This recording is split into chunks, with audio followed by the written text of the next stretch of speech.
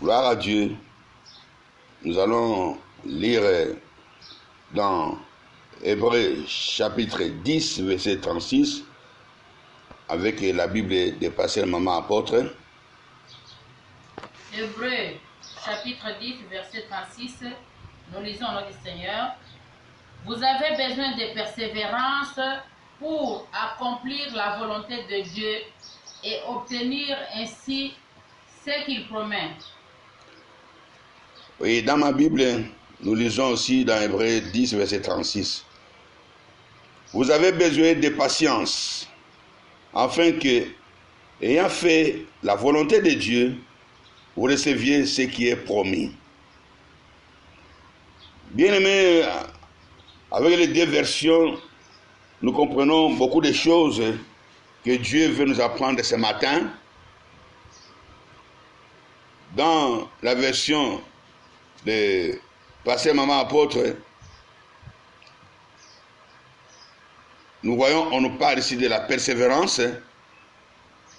Et dans ma version, c'est la même chose, mais on parle de la patience. Nous devons savoir que on ne peut pas persévérer si on n'a pas la patience.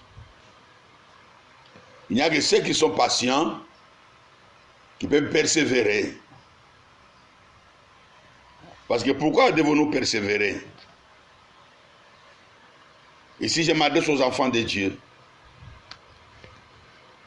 Parce que la patience, c'est l'un des neuf fruits de l'Esprit de Dieu qui se trouve être dans Galates 5, verset 22.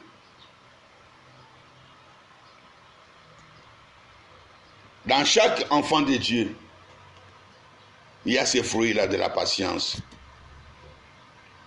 Mais qu'est-ce que nous constatons à longueur de journée, dans nos vies, autour de nous? C'est rare de voir des vrais chrétiens être patients. Qui dit patience dit le temps.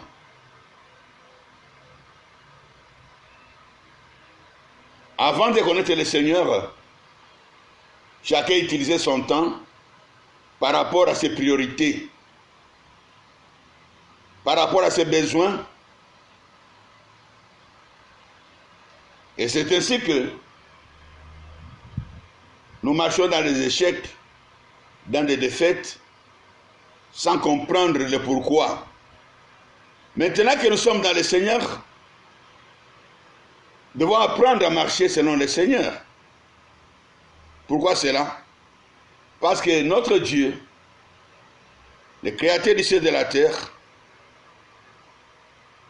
il a son temps en lui.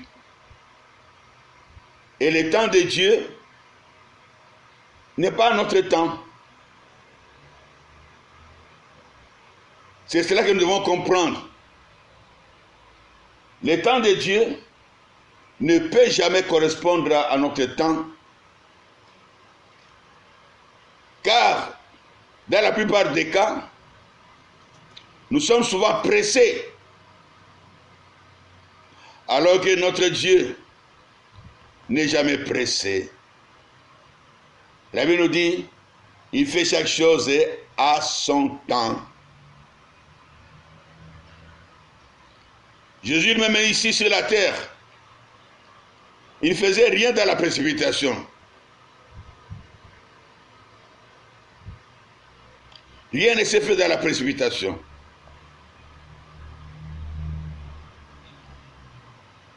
Nous voyons l'exemple des disciples dans la barque avec Jésus. L'eau commence à entrer dans la barque. Et tout le monde s'agite dans la barque. Mais on nous dit que Jésus dormait la tête sur le coussin. Donc il dormait, il était à l'aise. Est-ce que Jésus peut dormir? Lui, il ne dort point, il ne sommeille point. Il s'est reposé, il ne dormait pas. Après avoir fait un grand travail, de l'autre côté de la rive, parce qu'il devait continuer son travail, il s'est reposé. Et il était au contrôle de tout ce qui s'est passé. Parce que c'est lui qui a demandé de traverser. Donc il savait ce qui allait se passer. Il était au contrôle de tout. Mais lui, il n'a pas voulu agir directement pour arrêter les vents qui soulevaient l'eau pour entrer dans la barque. Mais il attendait voir comment allait réagir ce qui était avec lui après avoir vu des miracles, après avoir contemplé la gloire de Dieu. Quel était leur comportement? Quelle était leur réaction? Bien-aimés dans le Seigneur, ils ont crié à Jésus. Et le moment était arrivé maintenant à Jésus de leur donner la leçon. Si Jésus s'est réveillé, ce n'est pas qu'il ne contrôlait pas la situation. Il contrôlait la situation, mais le temps était arrivé de leur donner maintenant la bonne leçon. Il a dit, gens de peu de foi, bien-aimés dans le Seigneur, le temps que Dieu met avant de répondre, avant d'agir, ce temps, Dieu met en profit pour nous, afin de nous enseigner, de nous donner des leçons que le monde ne peut jamais nous donner. Parce que ce sont des leçons de la vie, des leçons célestes, qu'aucune université dans ce monde ne peut nous apprendre.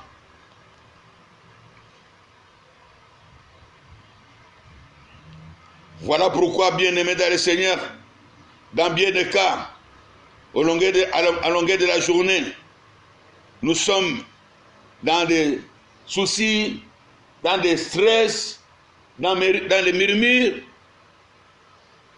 à cause de la précipitation de notre temps. On se pose tant de questions. Pourquoi Dieu ne répond pas même à mes prières? Pourquoi Dieu n'agit pas? Là j'avance, Dieu ne me donne pas d'enfant. Là j'avance, je ne suis toujours pas marié. Là j'avance, tout le monde a un bon travail. Mes amis se sont mariés, pourquoi pas moi? Et quand ils regardent bien, les amis qui ne prient même pas, ils ont fait de beaux mariages. Mais toi, avec tes jeunes prières, tu n'arrives pas à comprendre pourquoi ça traîne. Et à ce moment-là, on commence à faire des prières charnelles.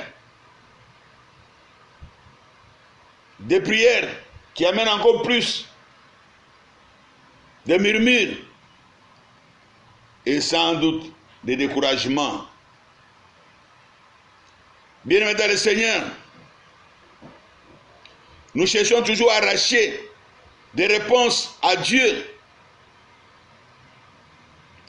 à cause de nos préoccupations, de notre précipitation. Nous voulons arracher à Dieu des réponses rapidement.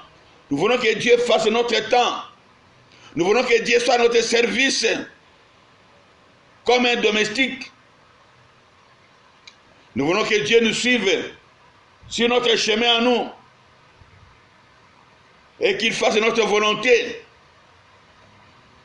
Non, bien-aimés, retenons que la patience est produite dans les chemins des épreuves. Si tu es un enfant de Dieu, tu passeras par les épreuves. Et si tu arrives à réussir dans les épreuves, alors à partir de ce moment-là, naîtra la patience, viendra la patience. Et cette patience sortira de la souffrance que tu as endurée. Et ça sera une leçon pour toute la vie. Bien-aimés, nous devons savoir que notre manque de patience amène beaucoup de maux. dans notre vie et nous fait reculer dans notre foi. Parce que la Bible déclare que la mise en épreuve de votre foi produit la patience. Je répète, la mise à l'épreuve de votre foi produit la patience. Vous pouvez lire ça dans Jacques chapitre 1er, verset 3, allez même jusqu'au verset 4. Que la patience est son œuvre parfaite, afin que vous soyez parfaits et accomplis, ne manquant de rien. Bien-aimés, nous devons être patients dans notre vie, parce que nous sommes rassurés par notre Dieu. Il nous dit ceci, dans Marc 11, 24, tout ce que vous demanderez en priant, croyez que vous l'avez reçu, et vous le verrez s'accomplir. Tout ce que vous demandez en priant, croyez. Tout ce que vous demandez en priant, c'est au présent. Et la réponse, c'est dans le futur. Vous verrez s'accomplir. La Bible déclare encore, dans Psaume 37, verset 5, mon verset chéri, recommande ton sort à l'Éternel. C'est maintenant, c'est le présent. Mets en lui ta confiance, c'est maintenant, c'est le présent. Recommande ton sort à l'Éternel, mets en lui ta confiance et il agira. Dieu agira au futur. Qui peut maîtriser le futur? Personne ne peut maîtriser le futur. Nous connaissons le passé. Très bien le passé. Nous connaissons le présent. Très bien le présent parce que nous sommes en train de le vivre. Et ce qui viendra demain, après-demain, dans 2 ans, dans 3 ans, dans 10 ans, qui peut le maîtriser? Il n'y a que le maître des temps et des circonstances qui se trouve être notre Dieu, Jésus le ressuscité, qui maîtrise le temps, qui fixe le temps. Cherchons le Seigneur en vérité et nous allons comprendre que nous devons être soumis à sa volonté. Bien-aimés, quand nous avons prié, nous devons être soumis à la volonté de Dieu. Si tu n'es pas soumis à la volonté de Dieu, tu ne comprendras pas pourquoi ça dure. Tu n'auras pas la paix. Mais celui qui est soumis à la volonté de Dieu, il sait que mon Dieu agira. C'est ça l'exemple de Pierre. Quand vous lisez dans Actes, chapitre 12, au verset 6, la Bible déclare que Pierre, lié de 2 chaînes, dormait entre 2 soldats. Pierre, lié de 2 chaînes, lui qui était en prison, dormait entre 2 soldats. Oh bien-aimé, il est en prison, on va le décapiter, on va le tuer demain. Mais il dormait, il avait le sommeil. Parce qu'il savait qu'il n'était qu'au début de sa mission. Il n'avait pas encore accompli la mission que Jésus avait laissée. Qui pouvait le tuer? Il appartenait au Seigneur. C'est le Seigneur qui devait déterminer la fin de sa vie. Ce n'est pas Hérode. Ce n'est pas un homme de ce monde. Ce n'est pas un sorcier. Ce n'est pas le féticheur du village. Il était à l'aise. Malgré ce qui lui est arrivé. Il n'a pas changé sa façon de prier. Il n'a pas changé sa façon de se comporter. Il était dans la paix, dans le calme. Jésus a dit, je vous donne ma paix, pas comme le monde vous la donne.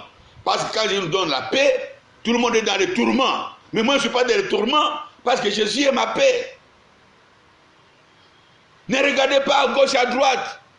tous ceux qui sont tourmentés, qui veulent que Dieu agisse facilement. Oh Seigneur, pourquoi tu laisses les Blancs nous envoyer Corona? Seigneur, pourquoi tu laisses les Blancs nous envoyer Ebola? Pourquoi Seigneur ceci? Ainsi tu vas agir quand? Ainsi de suite. Oh, recommande ton soi à l'Éternel. Mets en lui ta confiance. Il agira, tu lui appartiens. Personne ne peut décider si ta vie lui appartient. Tu es son bébé. Dis après moi, je suis le bébé de l'Éternel. Je suis le bébé de l'Éternel. Oui, bien-aimé, tu appartiens à Dieu. Tu es sous son contrôle. Que la patience te donne la force de résister la tentation du monde, de crier comme les autres, de te lamenter comme les autres, de craindre comme les autres.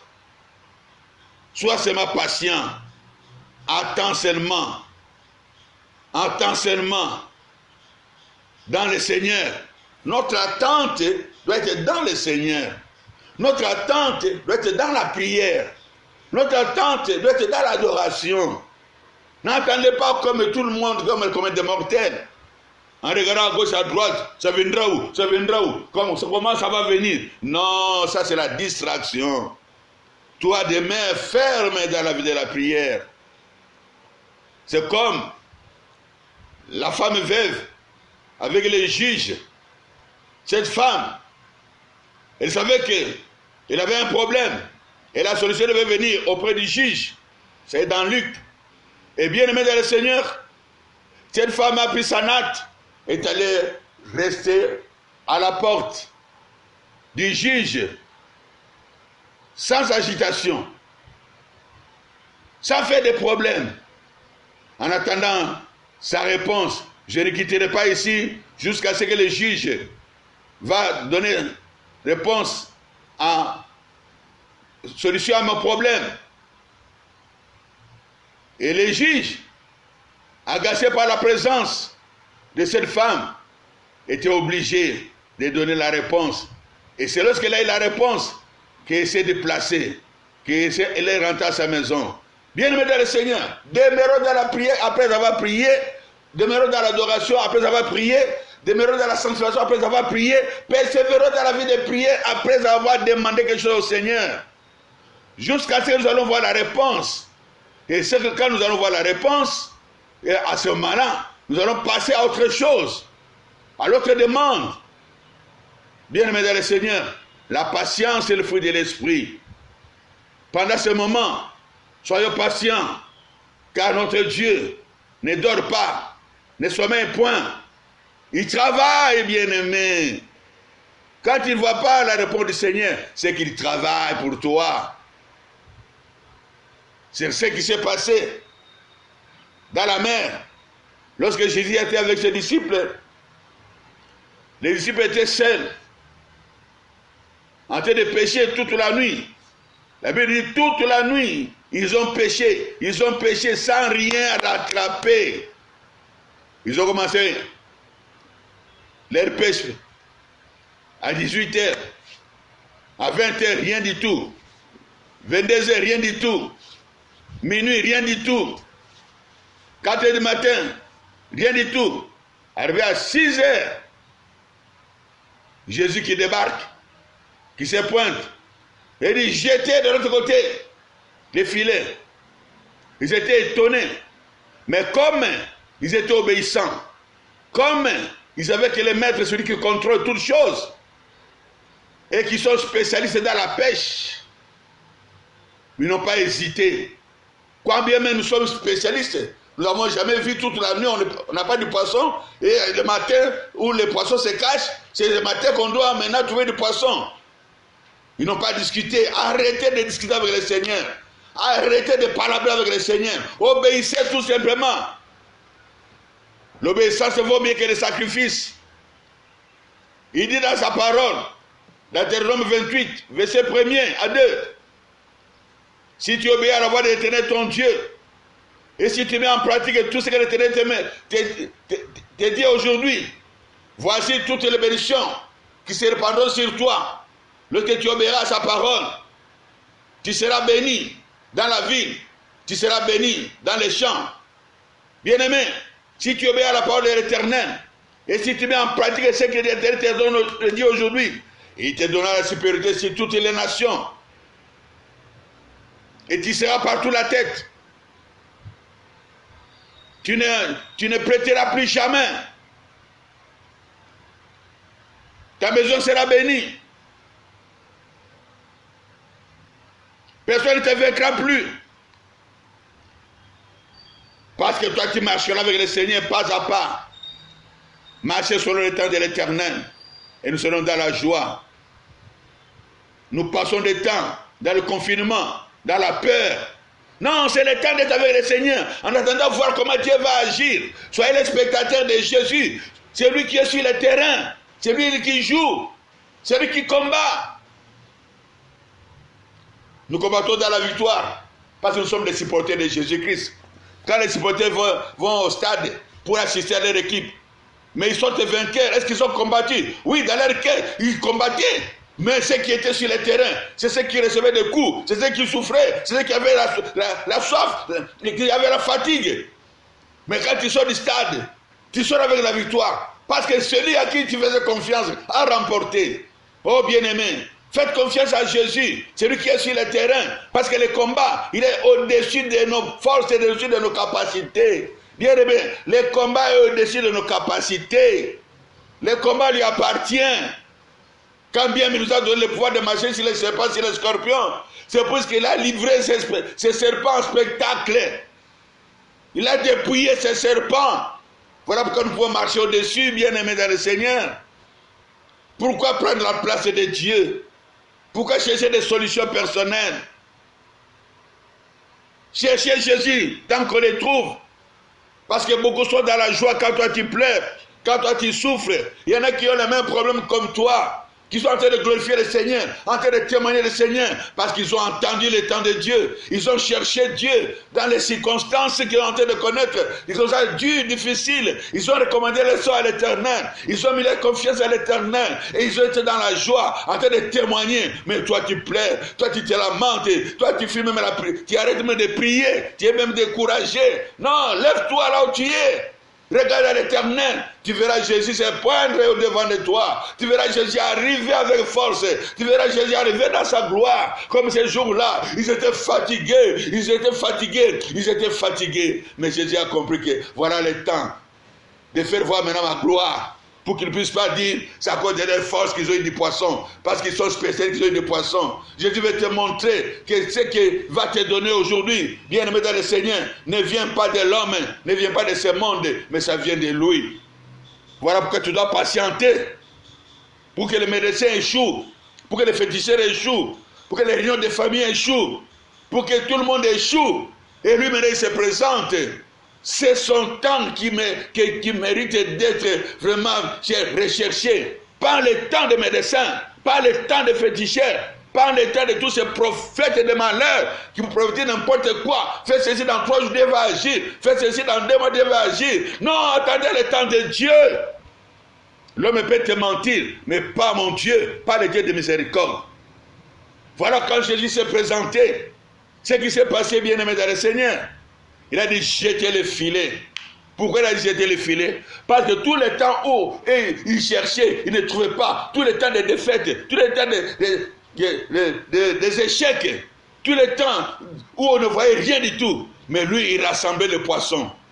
Il rassemblait le poisson pour eux. Et il cherchait le poisson. Il ne trouvait pas. Mais Jésus rassemblait le poisson. Jésus a terminé maintenant à rassembler le poisson, il a dit jeter le filet. Il a précisé l'endroit où il devait jeter le filet.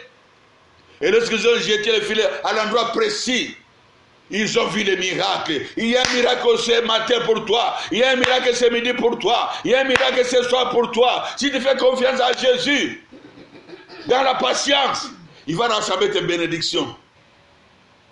Il va rassembler tes bénédictions. Et lorsque tu verras Jésus arriver, ça sera le rappel des bénédictions. Voilà pourquoi beaucoup de chrétiens se disent mais Dieu exagère. Il m'a donné du travail, il m'a donné le mariage, mais j'ai même un enfant, mais tout souffre. Oui, bien-aimé, tu as été patient. Lui rassemble tes bénédictions. Voilà pourquoi tu t'étonnes. C'est vrai que normal. Tu as mis beaucoup de temps dans la patience. Attends-toi une grande récompense. C'est tout ce que je voulais te dire ce matin. C'est ce que le Seigneur m'a convaincu de te dire ce matin. Toi qui attends dans la patience, il y a une grande récompense qui t'attend. Et ta récompense sera grande, vue de tout le monde. Parce qu'il est, c'est un Dieu grand, un Dieu fidèle, un Dieu merveilleux, un Dieu puissant. Que son nom soit glorifié, que son nom soit magnifié au siècle des siècles. Il est vivant dans nos vies, au siècle des siècles. C'est lui la réponse de toutes tes questions possibles. C'est lui la solution de tous tes problèmes. Ne regarde plus à gauche ni à droite. Ne regarde plus coronavirus, s'il vous plaît. Ne regarde plus la famille. Ne regarde plus le médecin. Ne regarde plus. Oui, le médecin est nécessaire, mais commence par regarder au Seigneur. Il te dira ce qu'il faut faire. Je n'ai pas dit qu'il ne faut pas aller à l'hôpital. Non, je n'ai pas dit ça. Je dis que tes yeux, concentre-toi sur Dieu. Et Dieu te dira ce qu'il faut faire. Et au temps voulu, il te dira, va voir tel médecin. Et ça sera le temps du miracle.